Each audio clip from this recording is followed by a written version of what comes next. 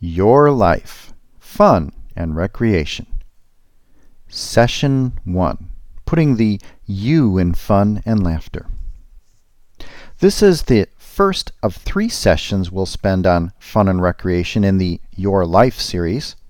This series is designed to look at the life side of the work-life balance equation for the small entrepreneur. We'll begin our first session with a couple of quotes. George Matthew Allen said, "Have a variety of interests. These interests relax the mind and lessen tension on the nervous system. People with many interests live not only longest, but happiest." And Dina Metzger was quoted as saying, "We withdraw not only from the concerns of the world and its preoccupations, but from the incessant monologue and concerns within ourselves, in order for something else to come into being." We all need time to restore, rediscover, and reawaken ourselves. Simply put, we'll burn out if we're not taking a day or so a week off. Our bodies and souls need that day of rest. According to the Bible, even God took a day off out of 7. What better role model could we have? You need that day to do whatever you want, perhaps even with no plans.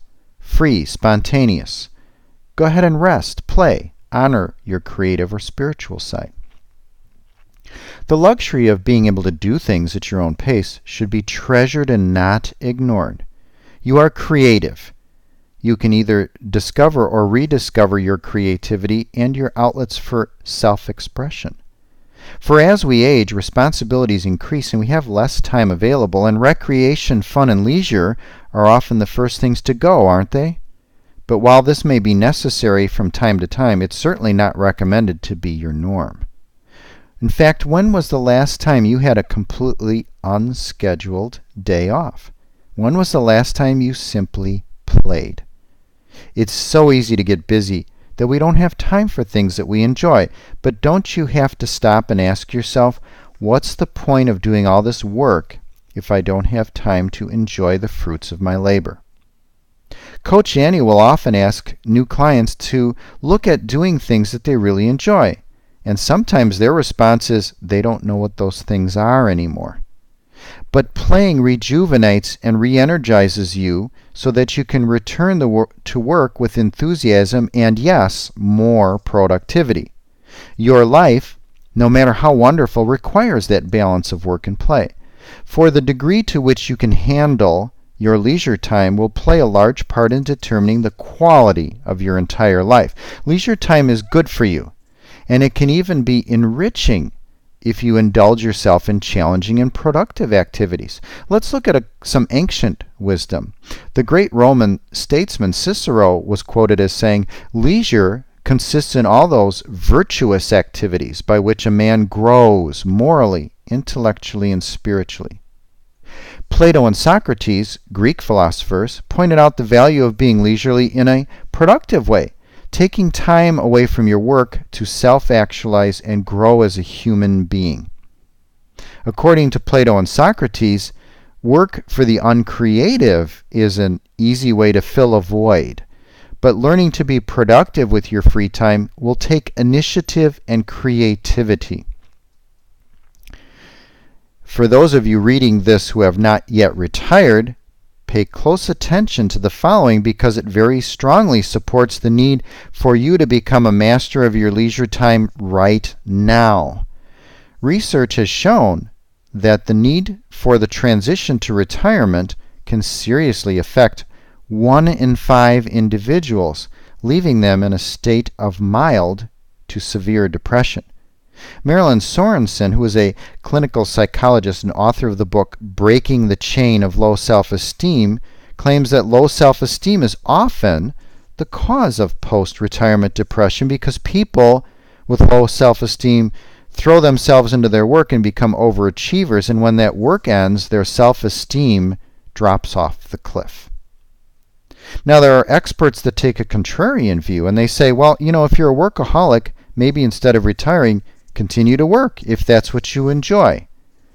But other researchers, such as Richard Ryan, professor of psychology at the University of Rochester in New York, verify what wise people have been saying for centuries.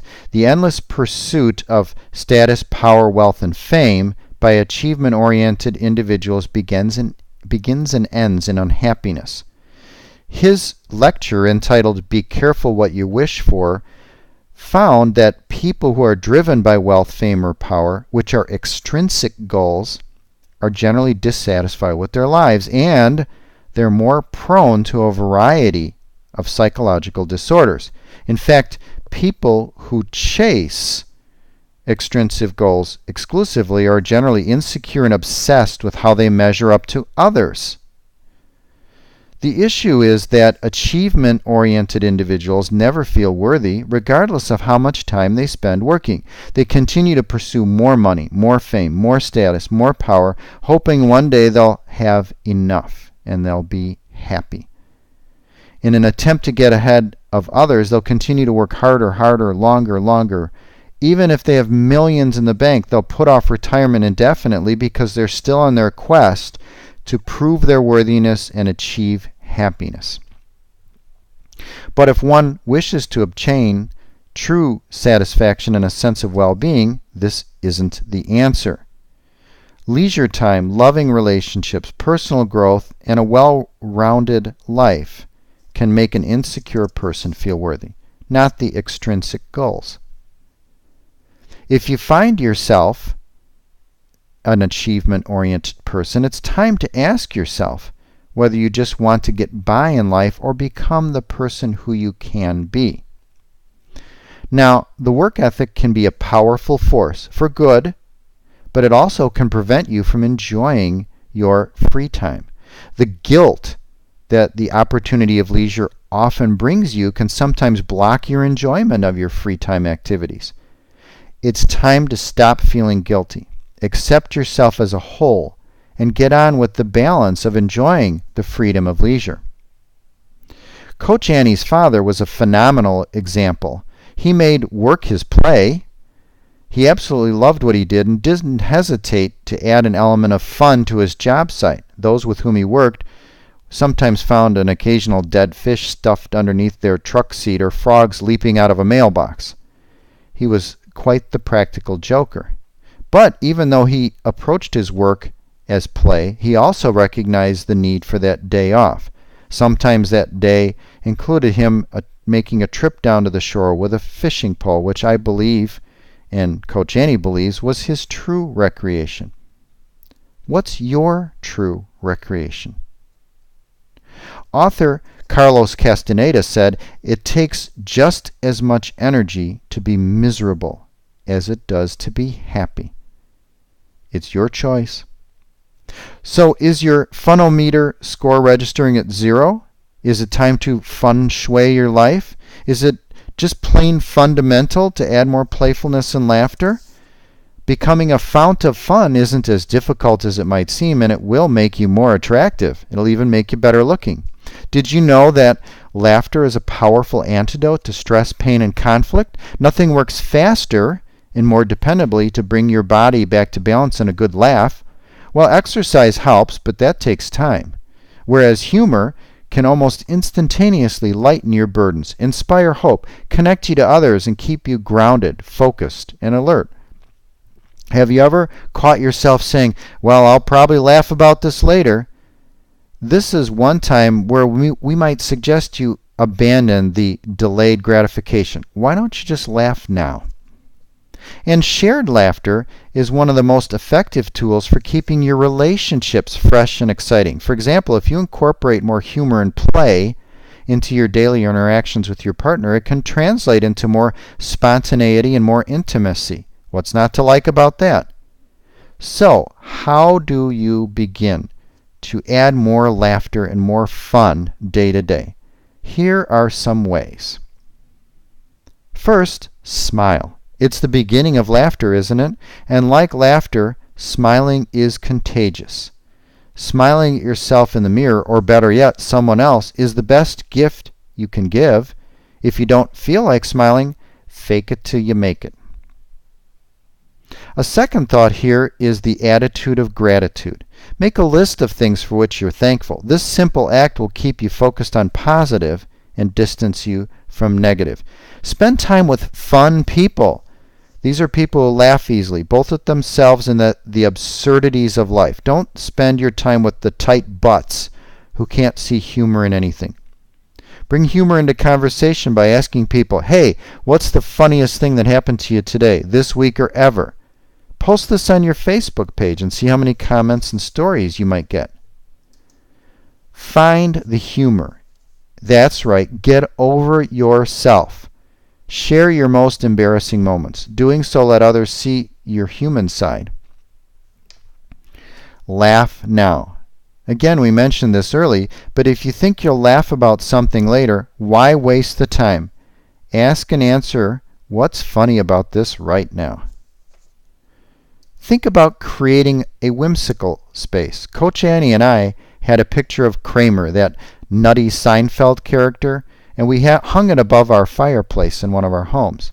It sparked many a conversation and a light moment. At the end of a rough day, there's nothing like a fire, a glass of wine, and a view of the Kramer, isn't there? Your ability to laugh, play, and have fun with others not only makes life more enjoyable, but it will also help you solve problems, connect with others, be more creative, and be more productive in your work. People who incorporate humor and play into their daily lives find it renews their relationships, and especially the relationship they have with themselves. How many times in the last week have you laughed out loud? The ability to laugh easily and frequently is a tremendous resource for surmounting problems, enhancing relationships, supporting your physical health, and supporting your mental health. Hey, life brings challenges that can either get the best of you or become playthings for your imagination. When you are the problem, it's also because you're taking yourself too seriously. When you do this, you make it more difficult to think outside the box. Stop feeding that little gremlin, the little inner voice in your head reminding you of why you're not good enough, and play with a problem by thinking of different scenarios and different solutions. This way, you can transform a problem into an opportunity for creative learning, for fun, and for laughter.